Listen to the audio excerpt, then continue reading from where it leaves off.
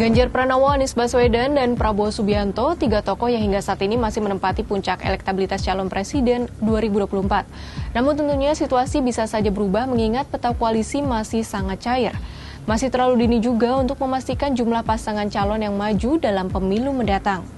Bisa saja tiga nama capres ini yang maju, atau bisa menjadi 4 capres, atau bahkan hanya 2 capres sama seperti Pilpres 2019 lalu. Jika ketiganya disimulasikan maju sebagai calon presiden, siapa capres yang unggul? Simulasi head-to-head Capres Survei Nasional Kompas Oktober 2022 mencatat, Ganjar Pranowo unggul jika head-to-head dengan Anies Baswedan maupun Prabowo Subianto.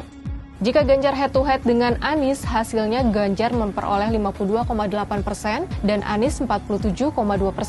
Sementara jika Ganjar berhadapan dengan Prabowo, Ganjar memperoleh 52,9% dan Prabowo 47,1%.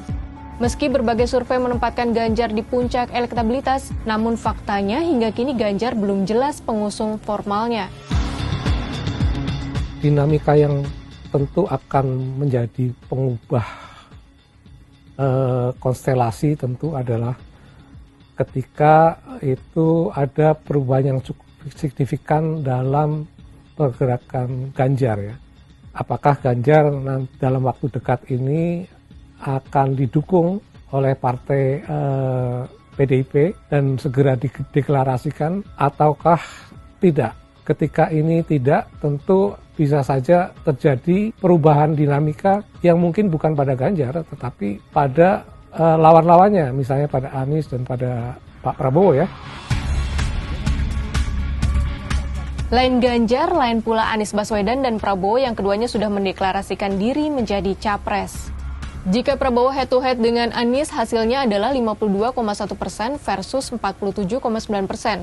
Selisihnya 4,2%. Selisih ini terbilang kian tipis jika dibandingkan dengan selisih elektabilitas head-to-head di Januari 2022 yang mencapai 22,2% dan Juni 2022 sebesar 13,6%. Ini menjadi pertanda gerilya Anies membuahkan hasil. Misalnya kalau sebelumnya misalnya Anies relatif belum banyak terkoneksi lah ya dengan partai-partai yang firm mendukung dia. Tapi makin kesini kan makin cukup banyak lah yang merapat untuk mendukung Anies ya. Mulai dari Nasdem, lalu juga sebenarnya Demokrat mulai merapat, kemudian juga PKS ini juga preferensinya lebih memang ke Anies gitu ya.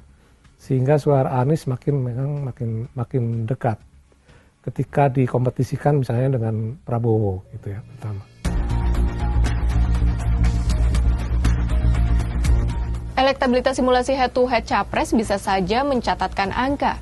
Tapi yang penting dan akan dijual di depan mata parpol dan pemilih menuju Pilpres 2024, yaitu narasi masing-masing capres.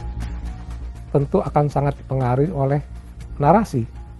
Kandidat-kandidat yang memiliki narasi kuat dan mampu membentuk identitas publik nantinya tentu akan punya pengaruh lebih besar daripada kandidat yang relatif defensif atau diam saja gitu.